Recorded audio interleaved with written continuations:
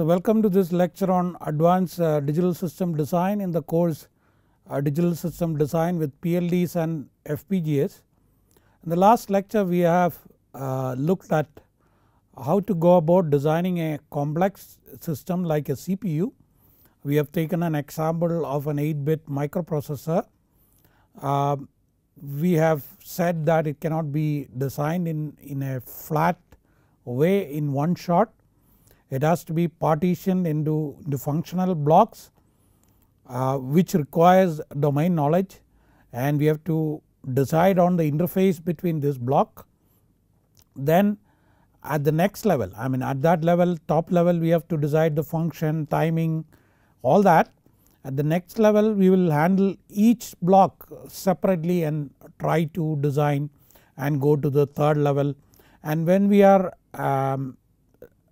we end up with the known blocks like registers and multiplexers and counters, then we can stop. That's the neat way of designing.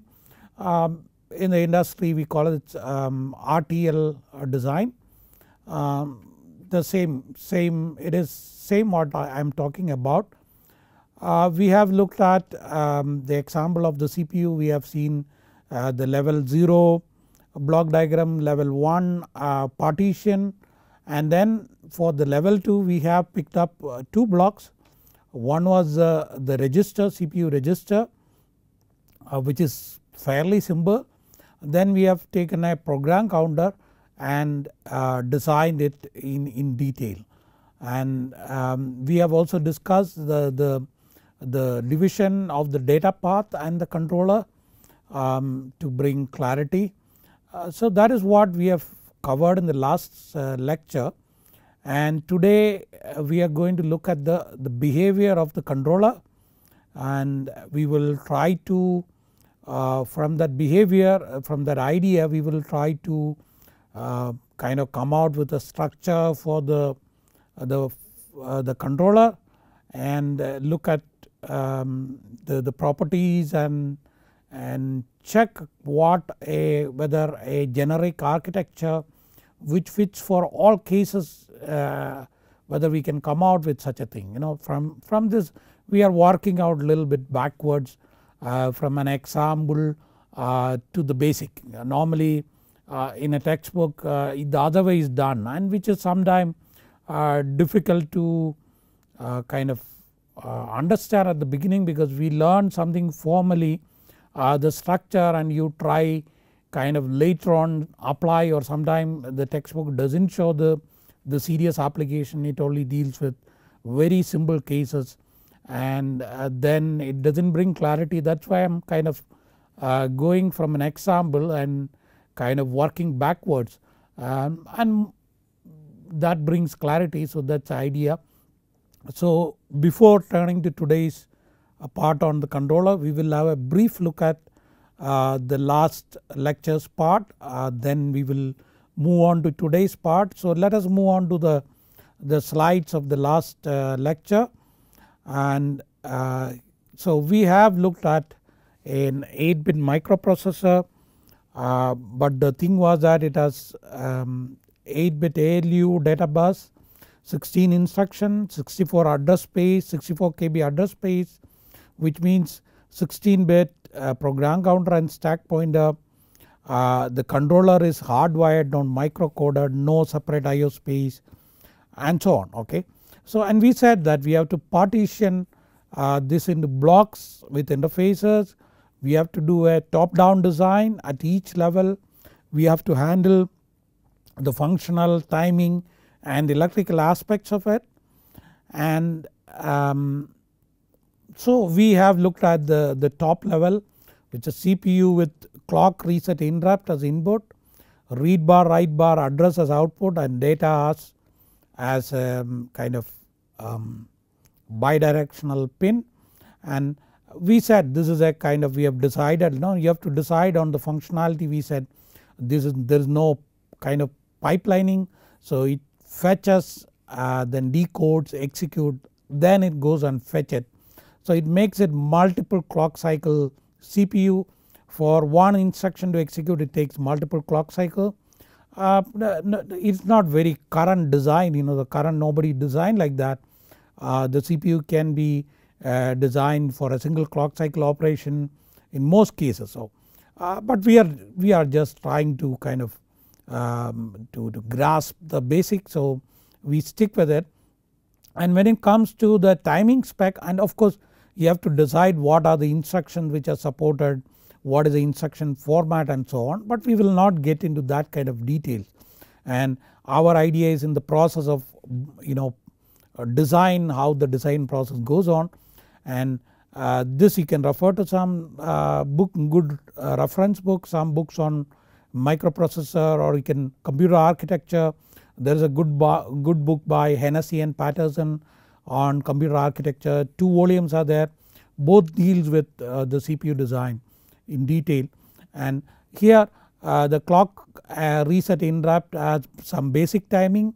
The clock may have some duty cycle, the frequency, the reset has some timing. Interrupt will have, you have to decide whether it's a level triggered, edge triggered or both, and what is the timing, pulse width and so on. And one important timing detail is the bus cycle, how this bus is kind of behaves, whether it is synchronous, asynchronous, how many clock cycles it takes and so on.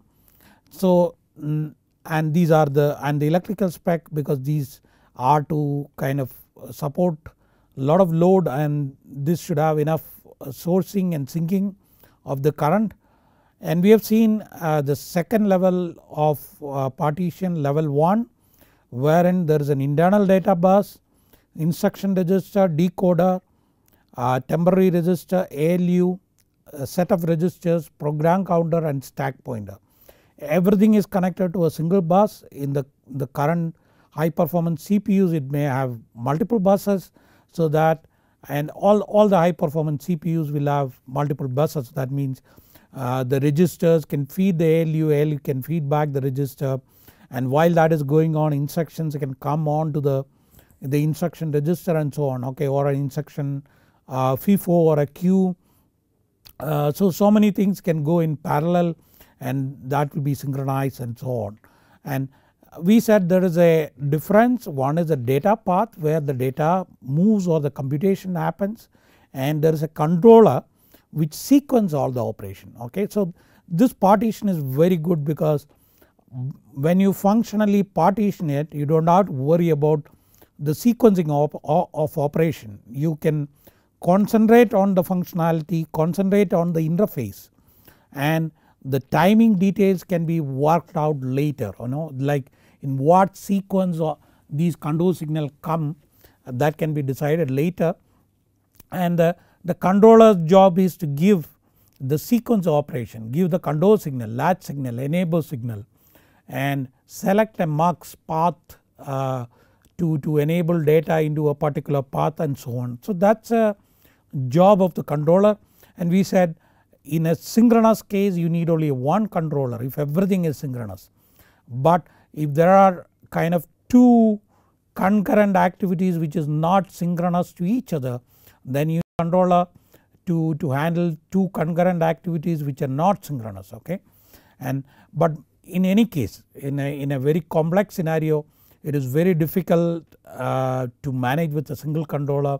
For modularity, ease of designing and debugging and testing and all that, it will be ideal sometime you have multiple controllers handling the multiple parts, and a top level controller coordinating with the bottom level controller. So as in a top down approach, you can even imagine you could have the second level partition, some of the blocks together having separate controller and so on, that can be thought of. One can think of a hierarchy of controller. So there is a top level controller which is coordinating the second level controllers and so on. So that is data path and controller, and we have picked up an example of a register, and we have designed it, seen the design in detail. So the idea of register is that it should be connected, output should be connected to the data bus. When it is enabled, the data should come. Similarly, when the latch signal from the controller comes and the clock comes, the data get latched, and we have seen a kind of circuit for that. Say this is a possible circuit, 8 flip flops, clock is common, and the input and output is connected together through a tri-state gate to the same data bus, and the clock and the latch signal is ANDed together, so that when the latch signal comes only then the clock comes. So at this level we know all the components, flip flops, AND gate and registers, the design is over, okay, and that can be coded in a VHDL or Verilog, things like that. But as the note says, there is a little timing issue with it, because we are ANDing it. If it is not proper, there could be multiple pulses here, and we will see that later, that issue can be handled later. So there is another possibility which avoids it, that means you don't do anything with the clock path, clock goes continuously, and that's problematic because every clock the data gets latched, so we have to take care of that. So the idea is to put a 2 to 1 mux, and when the latch signal comes the input goes directly, when it is 0 it is recirculated, okay, that is the basic idea. And the next thing we have looked at was a program counter which has various operation. The data, when a jump or a call comes, the address has to be latched in byte by byte. When there is a call, the return address is stored back, again 16-bit register, byte by byte it has stored back, and then the latch signal. So there are two 8 bits registers inside which are separate. I mean this has to be handled properly. There are different input paths, one is from the data, one is an increment path, one is a reset address, one is interrupt address. So that is this input select. Output select is when the both address need to be transferred to the data bus, you have to select a byte by byte, so that is the address output select. Then the enable for the output to be connected to the data bus, and that drives the address bus. And we have seen a possible design. So you have two 8-bit registers which has latch, same latch, and we have a temporary register to transfer the least significant byte, because the address come least significant byte first and the most significant byte. So first it is transferred, which has a latch signal separate from the controller. Then when the MSB comes, this particular green path is selected, and both together, this least significant byte and the most significant byte coming on the data bus is latched simultaneously on here. So the latch signal is common for both, and when it is need to be incremented, it is incremented this way, and this red and blue path is selected and is latched back. When the reset comes, this address is loaded parallelly, interrupt comes, that is loaded, and when the program counter output need to go to the data bus, this particular mux operates with the enable, and this is the address bus being driven by the program counter. So it basically means 3 8-bit registers, 2 4 to 1 8-bit mux, 1 2 to 1 8-bit mux, 8 tri-state gate, and 1 16-bit 2 to 1 mux. The design is over, this can be easily coded, okay. So that's how we design, and we said, so essentially it has to be top down design, any complex system, and you should have the domain knowledge, and you should at each level you have to look at the functionality, timing, electrical characteristics, maybe power dissipation where it is critical. Nowadays everything, most devices are mobile or which can be kind of transported, and that needs a battery, and which is better if the power dissipation is controlled. And there are many devices now, sensors, which is kind of installed in one place, which is supposed to work over long years. So the low power dissipation is very important. So let us come to today's part. Today's part we are going to look at the controller.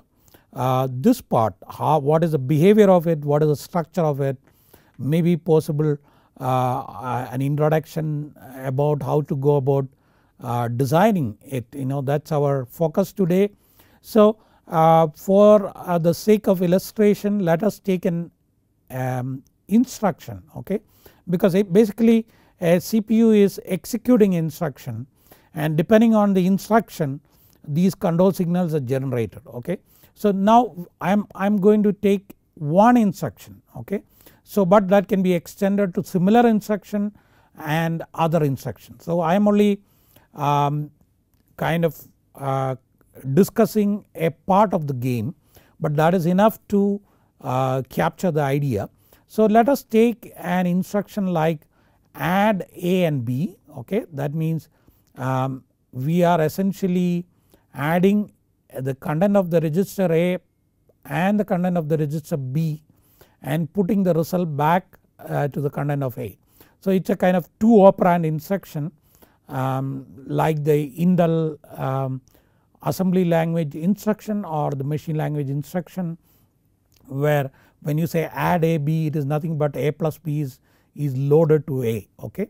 So let us see what happens when such an instruction is executed. So it's simple, you move the content of A to the temporary register, then move the content of B to this temporary register 2, then you select the ALU operation that you say that it is add operation, okay. You can imagine there are multiple arithmetic and logic units doing computation which is all parallel, which is mux through a mux, and you can think of this as selecting the path in the mux, okay. This is a select line of the mux which is choosing connecting the output of the appropriate block to the output of the ALU, okay. And this enable is a tri-state gate because only one device can drive the bus, so that has to be enabled when the result is.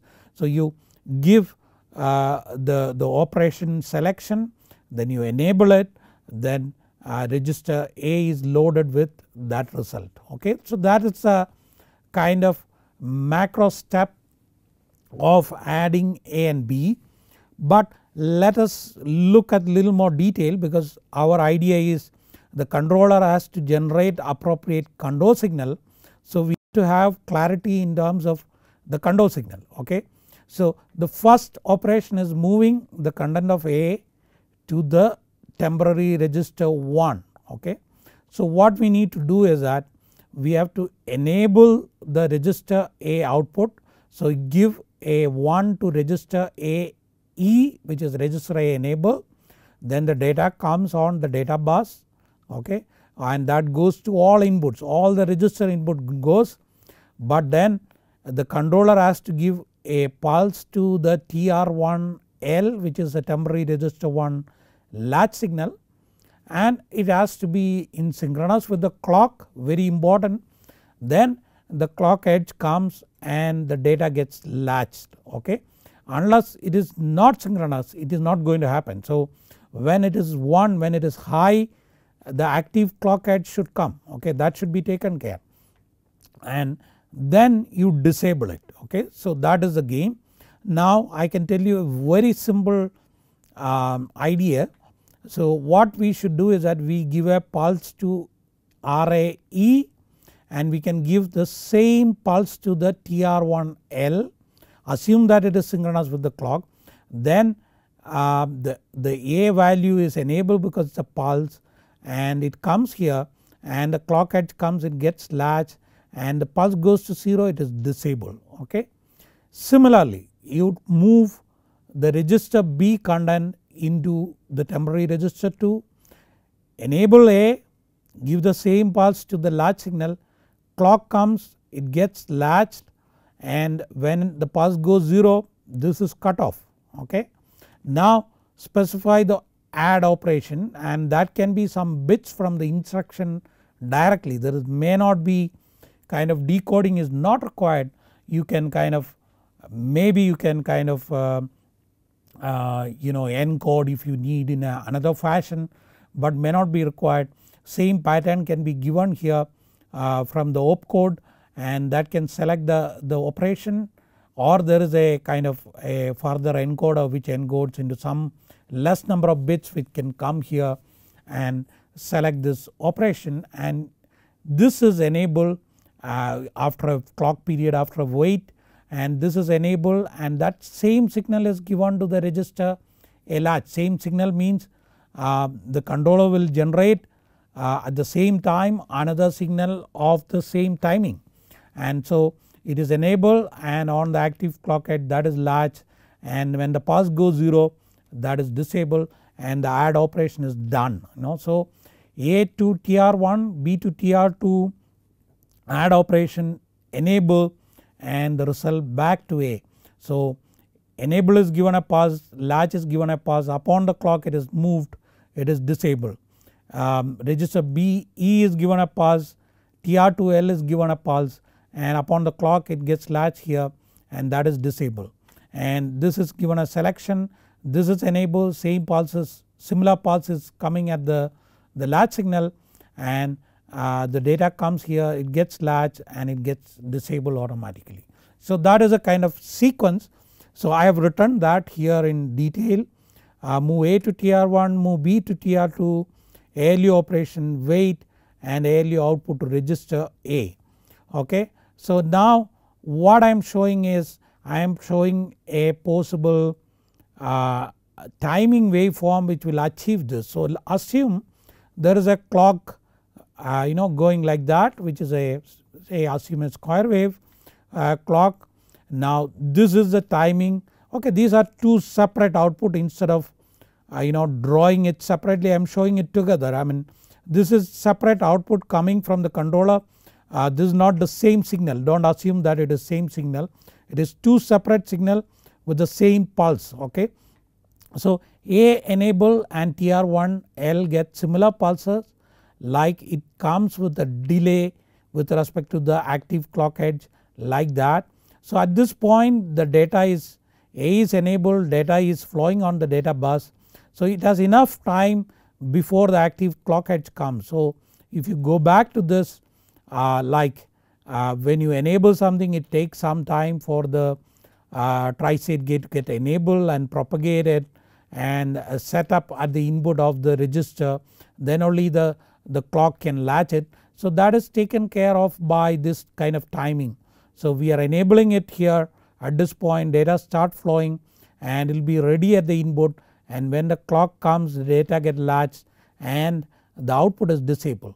Okay. Similarly the B is enabled at this point, and in the temporary register 2 it is latched and B is disabled, and I am not specifying the ALU operation, but that can be taken from the opcode with an encoding if needed, and this is ALE is enabled and the ALU is enabled, and that data is coming here and gets latched to the A and it is disabled. Okay. So this symbol scheme achieve this operation instruction add A comma B. Okay. Now the question is, of course there are other instructions, and one has to maybe if say you can imagine, say add BC, add AB, everything is same. So all that can be easily captured by this behavior. Maybe subtract, again things are same, only thing is that the subtract operation is different. So the controller which is designed, the part of the controller which does this can be generalized to do many other things. Okay. So that is the basic idea, but for you it might look little convoluted that I am kind of orchestrating a scheme very clearly. I am pushing the edge little bit to the right hand side so that the clock edge comes here, but you will see that what we practically come out with will match this. At this point you take it, I mean you may think it is a kind of manipulation, but it will turn out to be true correctly, like the structure will mimic this behavior. Okay. And also you should know that we are kind of going to have everything in terms of integral number of the clock cycle. Okay.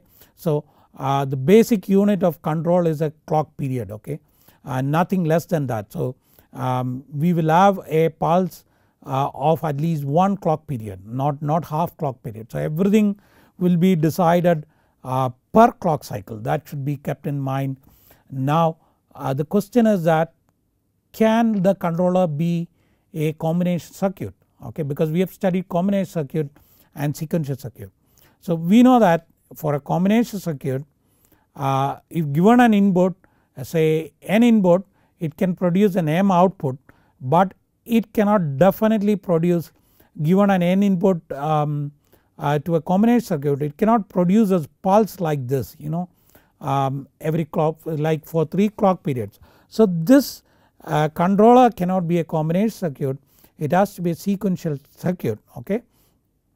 It is like given an input, it generates a sequence of pulses, okay. In this case it looks very neat, one pulse, then the second pulse and third pulse and so on. So the question is that what type of sequential circuit can generate such a pulse, okay. Like the answer is that unfortunately we have studied only the counter now, synchronous counter. So I want to straight away ask, can we have a synchronous counter generating this kind of pulses, you know, that is the question we are asking. Can we use a counter to generate timing pulses? Be a mode 3 counter, like we have a counter which is designed like this, you know, you have a state flip flops which is decoded with the input to generate the next count. Can we have a counter generating a mode 3 counter generating this kind of pulses, okay. So like this thing, and we know that a mode 3 counter will count 0, 1 and 2 and it has 2 bits, okay, but what we require is separate outputs, okay. Now so why not we decode this particular pulse from that 00 count, okay, and we decode this 2 pulses from 0, 1 and we decode this 1, 0 I mean these output from the count 1, 0. So that is a basic idea. So we take a counter and what we do is that we do not need 0, 0, 0, 1, 1, 0, we need some outputs. So what we do is that we put a combination circuit here and we generate the output as a decode of the state here, okay. So when it is 0, 0 we will generate 2 outputs, 1, 0, 1 another 2 outputs, 1, 0 another 2 outputs, okay. Now we have to design this output logic, this is called output logic, which the input is the present state and the output is the various outputs we need. So we can write the truth table for the output logic in this case. So we have input which is present state, in this case 2 bit Q1 Q0 and there are 6 outputs, okay. I said for convenience I have shown these as together, but it has to be separate because luckily in this case this has similar pulses, but if you are adding B to C then the TR1 latch and the B will have the same kind of pulses. So it has to be separate. So we know that in 0, 0 at least for this case these two has 1, in 0, 1 this register B enable and the TR2 has 1, and in the 1, 0 ALE enable and the register A latch has 1, okay. Now it is very simple, for each output you pick up 1, form the min terms in terms of Q1 Q0, optimize it, come out with the equation. So like for an example you take this register A enable, that you will get as a function of Q1 and Q0 which is a present state. Similarly you can work out for all other 5 outputs. So we can say output is a function of the present state, you know. So the output is decoded from the present state and then we say output is a function of the present state, okay. So that is how we generate this timing pulses. It is complex because we are only considering now one instruction, we have to kind of combine all similar instruction, and there maybe this mode 3 business may not work, it may have to count in a very complex way, making branches and so on depending on the various inputs. So you can imagine these are various instruction, various group of instruction, these inputs, and depending on that it will make lot of transition, and each transition is decoded, each state is decoded to produce the output by this output logic. So from a counter we have graduated to a next level, having another logic at the output which is decoding the present state and producing the various outputs. Okay. Now you see I have at the before coming to this part,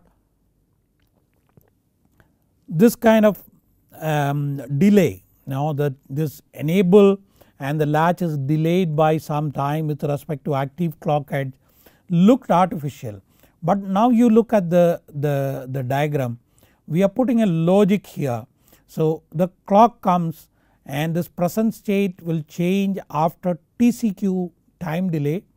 Now the output will come after the clock edge, after TCQ and output logic. Okay.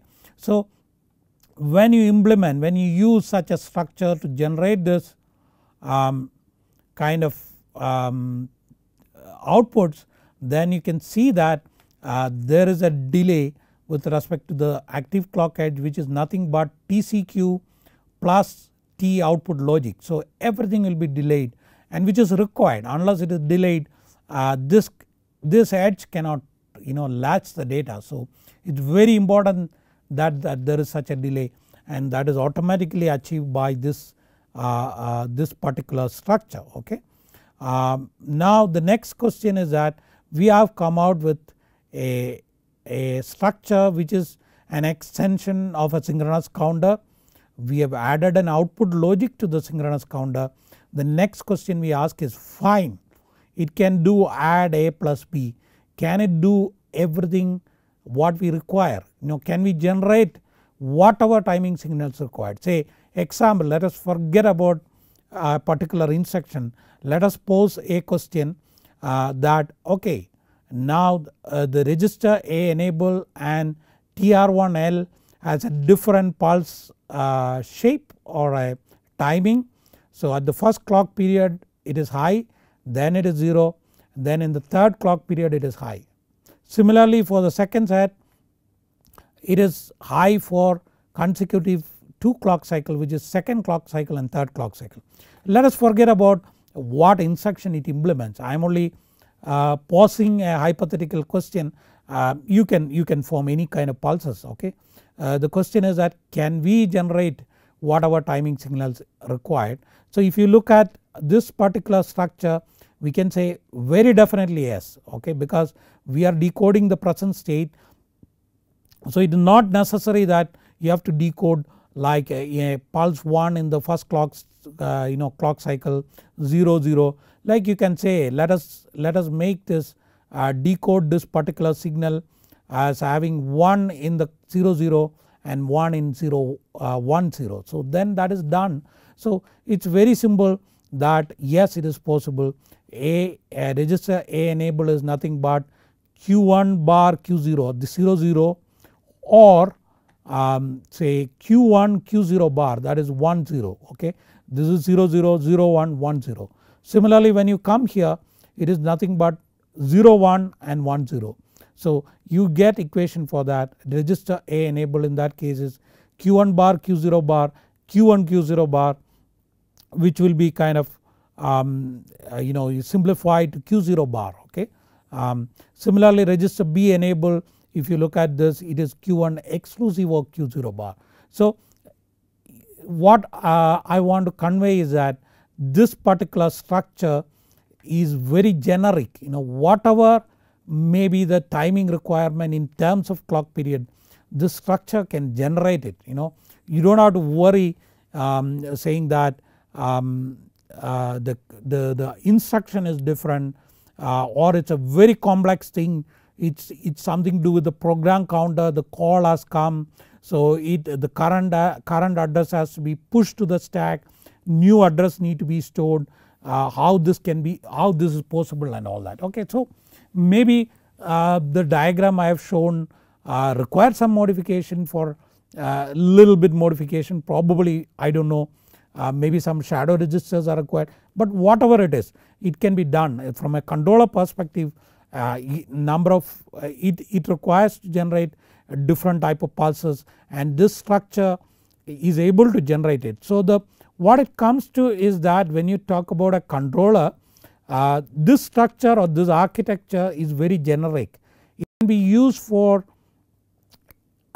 as any controller, like you have a multiplier, you need a controller, and then this can be used. Only thing is that depending on the application, this next stage logic will change, because depending on the input and application, this transition will change, and at each state the output, a number of outputs and the timing of output will change. So this logic will change.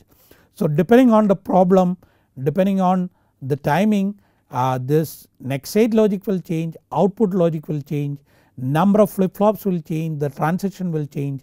But we can say this is the architecture of a controller, general architecture of a controller. Only thing we have to decide for a particular problem is this, how many bits are required, what is the next state logic, what is the output logic. Okay, so that is the conclusion. So this is called a finite state machine, because this machine goes through the finite number of states, it transits through the finite number of states in a complex way. It is not that it likes a counter, it can take branching decision, it comes to a state, then depending on an input it can go branch to a one particular state or branch to another state, another set of states, and so on. Okay, so the transition can be complex, unlike in a counter. So that is it. It is very generic. The next question is that, is a counter need to be ordered, is the state change need to be ordered. That means we said for add instruction we said it counts 0 0 0 1 and 1 0. Does it have to be ordered? Can we count 3 0 and 1 or a 3 0 and 2? Yes, it does not matter, it can transit, the state does not matter, because we are worried about the output, and given some set of inputs we need a sequence of output, and we do not care too much about how this counter part keep track of the state, as long as it is distinct state for each step, then we can decode accordingly. So it is not very important how the state particular numerical value of the state, okay, it need not be very ordered, it can be arbitrary.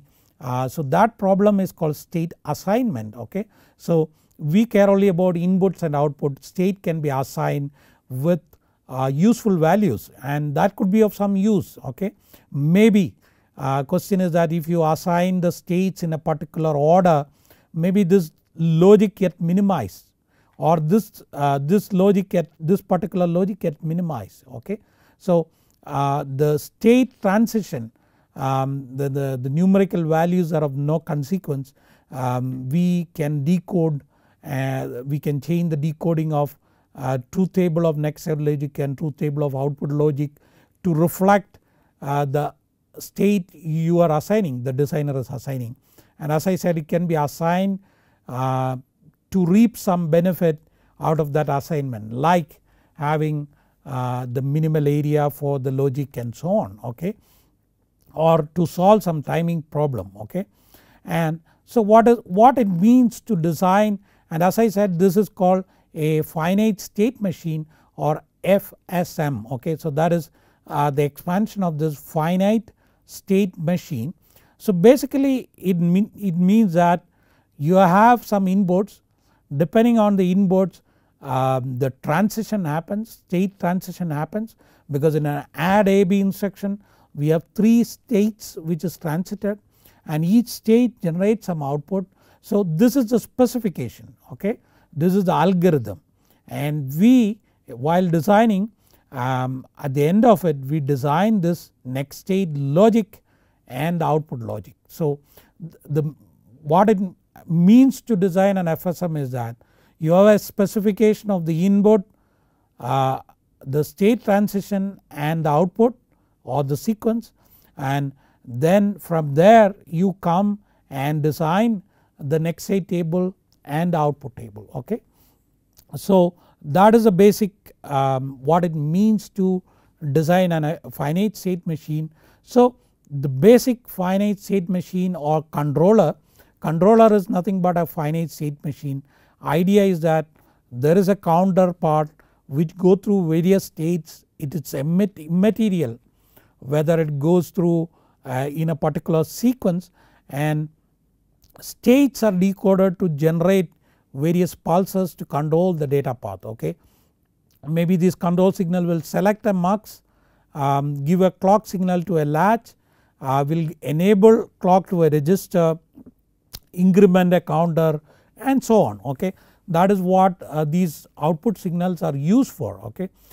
They do the sequencing operation of the data path, like as I said, enabling something in the register, incrementing a counter, selecting a multiplexer path and so on. Of course these are the important thing we do with these sequencing pulses. Okay. So let us come back to the slide. So here we look at this particular architecture, and you see here the output is generated as a decode of the present state. Okay. Now in some cases it is convenient, we will see that later what is the advantage of doing that or when we can do that. Sometime it is convenient to generate the output not only as a decode of present state but as a function of both present state and input. So you can imagine this input is coming here and you decode the output as a function of present state and the input. Okay. So it may happen that some outputs are decoded from the present state, some outputs are decoded from the present state and the inputs. Okay. Now when you decode an output from the present state, it is called Moore machine or Moore output. This is after the mathematician Moore, and when you decode an output as a function of present state and input, then it's called Millie machine. Okay. So we have two types of output. One is a Millie output when output is decoded from the present state and input, a Moore output when the output is decoded from the present state only.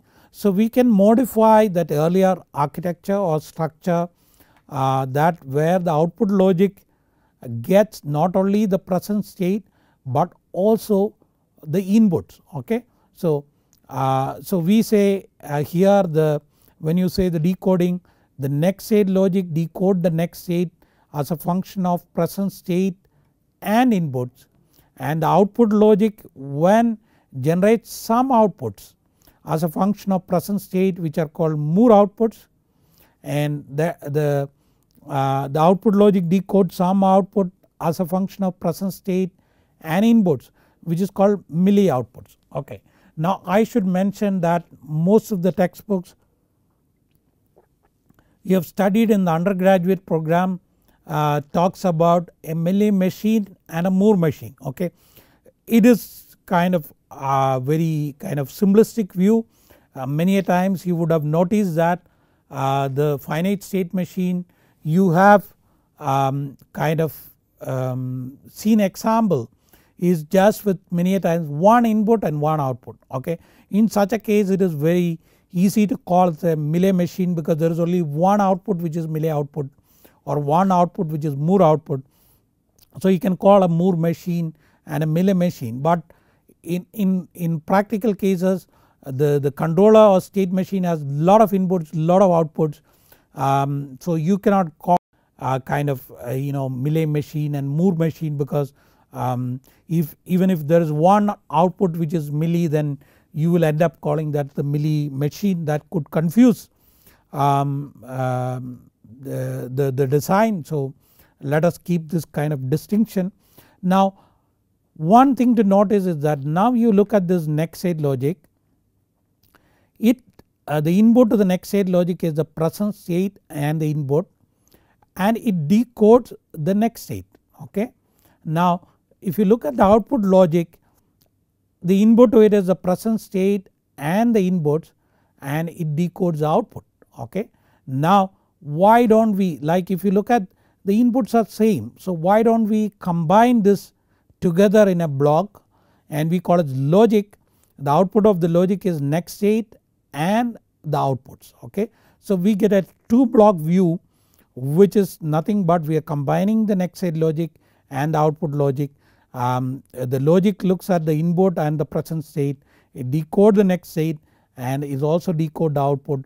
So it's a very useful view, because for when we analyze the timing, when we do the VHDL coding, this kind of 3 block view and the 2 block view is useful, because when we analyze maybe while doing the timing analysis, this is easier to look because it is much simpler.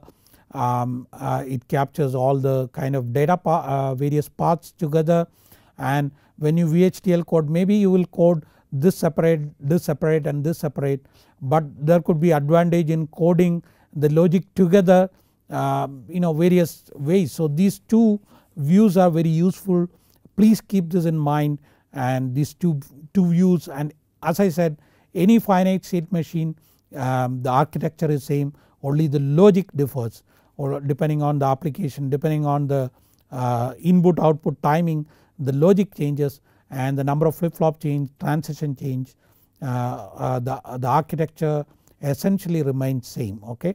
So that is a description of the 2 block. Now let us look at the timing issue of the state machine, the finite state machine. We will use the 2 block view because it is much more kind of concise. So one important thing to look is that there are now 2 paths from a register output through the next state logic to the register, other register or the same register, we can't say.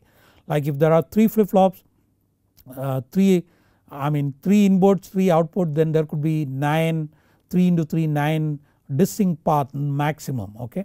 But very important thing to notice is that there is another path from through the flip flop through the output logic to the output. Okay. So when we consider the maximum clock frequency, if you consider only the clock to clock, it is not useful, because the clock comes, then it propagates here and the setup time is met. Say we say TCQ plus T next state logic, TS should be kind of less than the clock period, or the clock period should be greater than this. But suppose if the TCQ plus T output logic is even greater than that, the transition will happen correctly, but the output won't appear at the output. So what I say is that we will say the clock period, the minimum clock period should be maximum of the TCQ plus T next state logic plus T setup time, comma, or TCQ plus T output logic, because the output has to appear at the output. Okay. And normally in most cases, if it is kind of close together, we can imagine that this is kind of larger than this quantity. But one issue is there, we don't know where this output is going.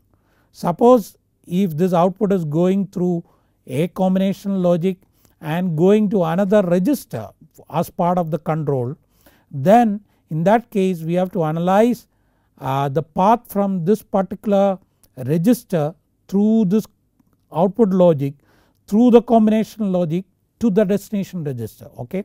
So since I don't have any a priori information about that, I have written that, but in real life there could be term like T logic plus T setup time of the destination register may be coming here, that you should not forget. Okay. So the slack is the margin we give, and the hold time violation is that the TCQ min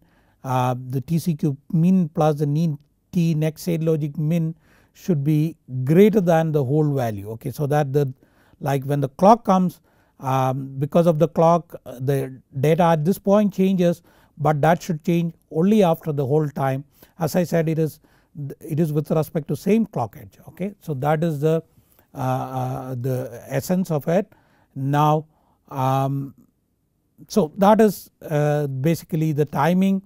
So when we maybe the controller design we can take in the next lecture, so or maybe we can look at this. So the question is that when you implement a control algorithm,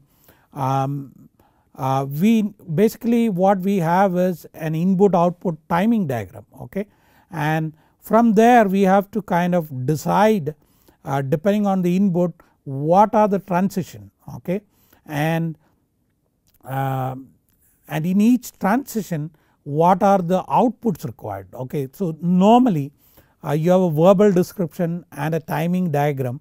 From there we have to with respect to input we have to come out with various state sequences and output at each sequence, and at that point there are a lot of possibilities. It is not that there are only unique kind of way of solving a control problem.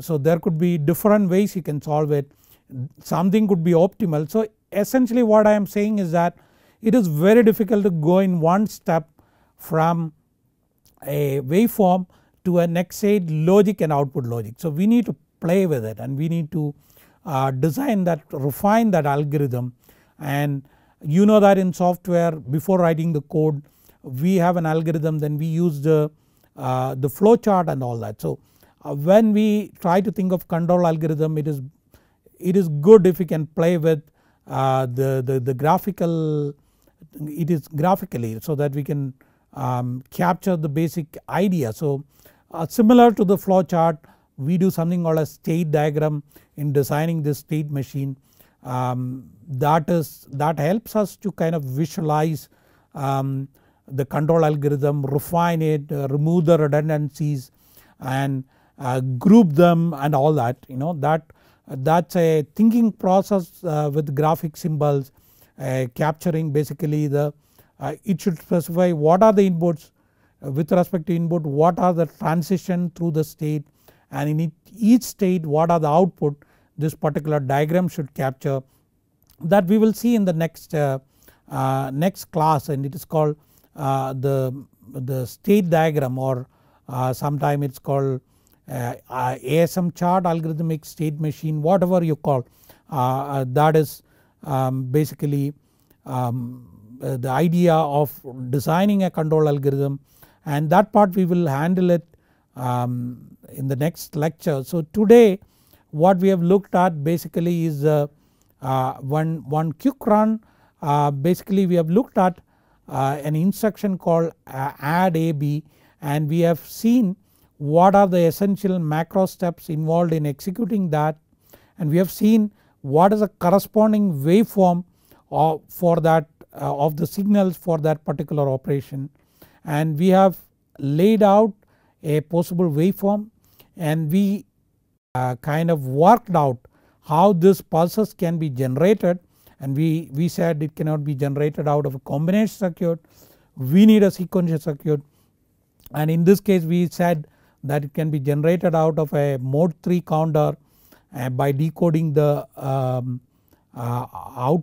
present state and putting an output logic to decode it.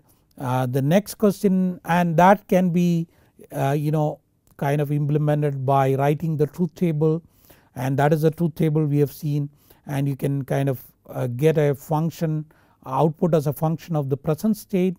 Then the next question we have asked, and we have seen that this particular delay comes naturally because of the TCQ and the T output logic, and then we ask whether this is enough to generate all kinds of timing signals. Is it a generic architecture?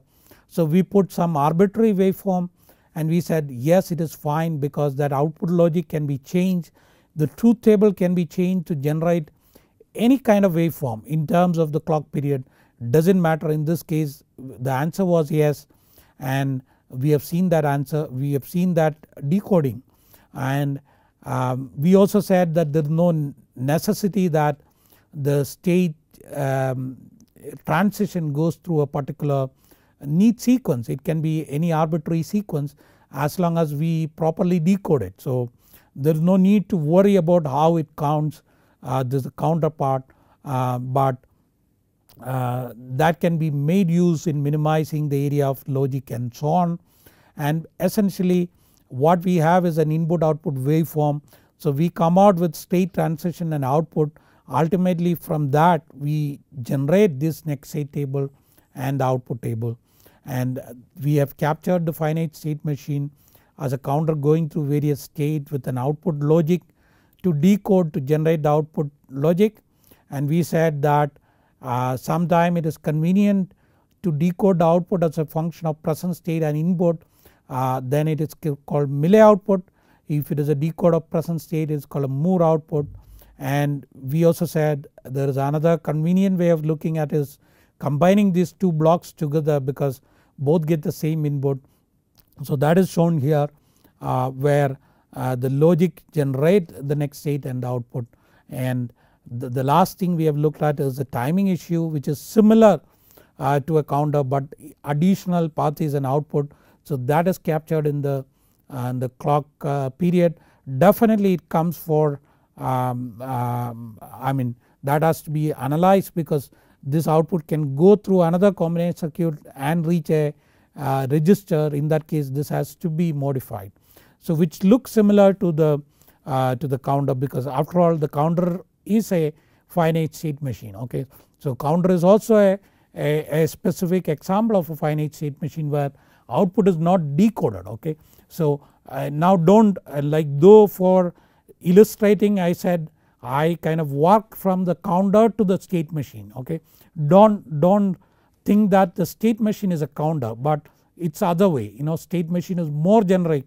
We can say a synchronous counter is a finite state machine, is a specific case of a finite state machine, not the other way.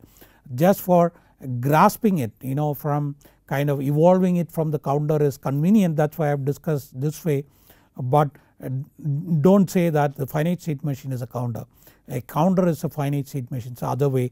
So please, now it's a very important topic. Once you grasp this basic architecture, the timing, you can master the design. This is many times very much lacking in textbooks because textbooks to show some practical cases it takes a lot of pages and pages. It is very difficult to kind of describe in textbook, that's why people don't handle it. So please revise this, go through the reference book, understand it well. We can continue in the next class with the designing. So I wish you all the best and thank you.